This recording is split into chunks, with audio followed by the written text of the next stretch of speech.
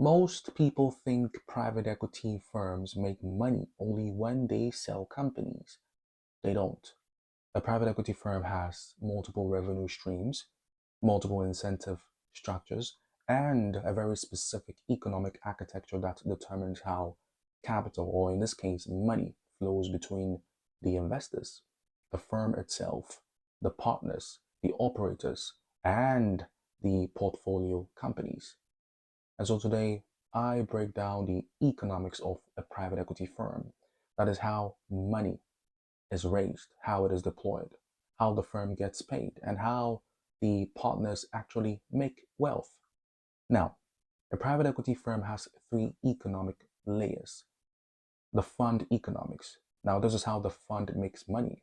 The firm economics. This is how the private equity firm itself gets paid. And the partner economics. That is how individuals build wealth.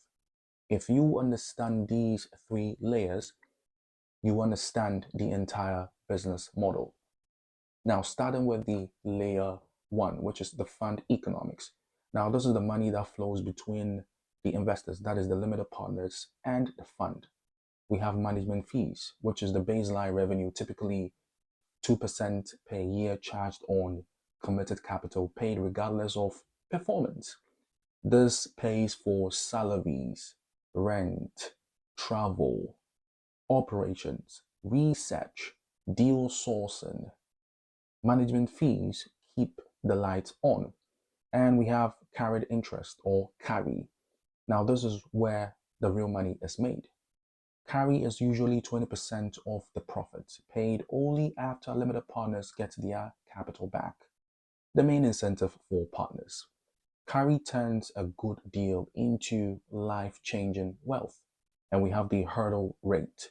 Now, some funds require a minimum return, usually or often 8% before carry is paid.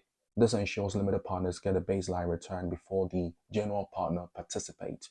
Then we have fund expenses. This includes legal, accounting, due diligence, I beg your pardon, deal fees, travel, consultants.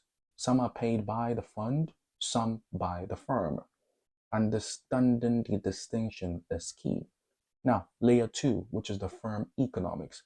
Now, this is how the private equity firm itself makes money. Here we have fee income. A firm collects management fees, transaction fees, monitoring fees, board fees, and even breakup fees. These fees create predictable cash flow. Then we have co-investment. Now, the firm often invests its own capital into deals. This does two things. It aligns incentives and also increases upside. Co-investment is how firms build long-term wealth. Then general partner commitment. The partners must invest their own money into the fund. This is usually 1 to 5% of the fund size. This ensures the general partner has the so-called skin in the game. Layer 3, that is the partner economics. Now, this is how individuals inside the firm get paid. Here we have salary plus bonus, base compensation for analysts, associates, VPs, principals, partners. This is stable income. Then we have carry allocation. Carry is divided among senior partners, junior partners, principals, and even sometimes VPs. Carry is the wealth engine of private equity. Then co-invest opportunities. Partners can invest personally into deals. This compounds wealth over time.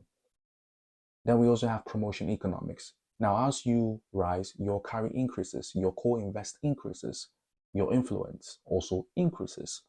This is why private equity careers are long-term games. Now, to the cash flow timeline. Private equity economics unfold over a long timeline.